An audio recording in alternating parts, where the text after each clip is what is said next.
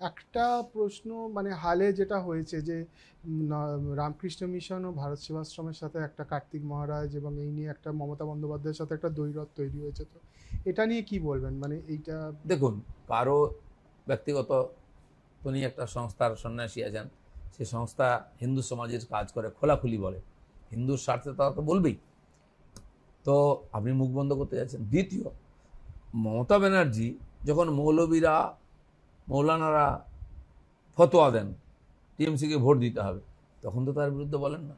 এখানে আল কায়দা, সিমি বা এদের যখন টেররিস্ট ধরা পড়ে, তার বিরুদ্ধে একটা কথা বলেন সংস্থার বিরুদ্ধে। আজ কার্তিক মহারাজ বা এরকম কোনো সন্ত যারা যদি বলেই থাকেন যে হিন্দু সমাজের জন্য ভোট দাও, এই দুষ্টত্বকারীদের ভোট দেবে না, আমি তো জানি গত বিধানসভায় তিনি তো তাদের ওখানকার যে বিধানসভার সদস্য সুব্রত বাবু জিতেছেন তাকে জিতিয়েছেন, তখন তো গালাগালি দেননি মমতা ব্যানার্জি, তার পক্ষে ছিল, বিজেপি পক্ষে উনি বলেননি। আমি জানি না কোনোদিন বিজেপি পক্ষে বলেছেন কিনা, তখন তো ঠিকই ছিল। উনি ভেবেছিলেন সাধুরাও তমেদারি করবেন কেন? যারা সর্বত্যাগী সন্ন্যাসী নিজের সাধ্য করে এসছেন, তারা কাউকে ভয় করে না, সেই জন্য তো সন্ন্যাসীদের সম্মান করি। তারা গেরুয়া ধরেছেন, সমস্ত ত্যাগই করেছেন। তো তার কথায় যদি হিন্দু সমাজের স্বার্থে উনি কিছু বলে থাকেন, তাহলে তিনি টার্গেট হয়ে যাবেন। ওই হিম্মত থাকলে মৌলবীদের বলো, যারা মসজিদে মসজিদে মিটিং করে বলছে টিএমসিকে ভোট দিতে হবে।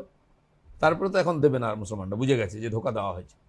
খালি মানে ফুল পেট খেয়ে ঢেকুর মারতে মারতে ইফতার করবেন গিয়ে টুপি পরে, এটা বেশি দিন চলতে পারে না। এটাও ধোকা দেওয়া ওদেরকে, মুসলমানরাও বুঝতে আরম্ভ করেছেন। কারণ মমতা ব্যানার্জি যেটা করছেন, চোখ দেখিয়ে ভয় দেখিয়ে ভোট নিয়ে নেবেন, সেদিন চলে গেছে।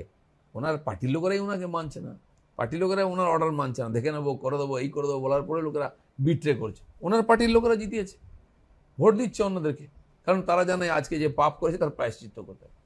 আজ যে পরিবেশ তৈরি হয়েছে, মমতা ব্যানার্জি সবাইকে ধমকাচ্ছে, চমকাচ্ছেন, গালাগালি দিচ্ছেন, করতে করতে কোথায় পৌঁছে গেছেন। আজকে সাধু সন্ন্যাসীদের চমকাচ্ছেন, ধার্মিক সংগঠনকে চমকাচ্ছেন।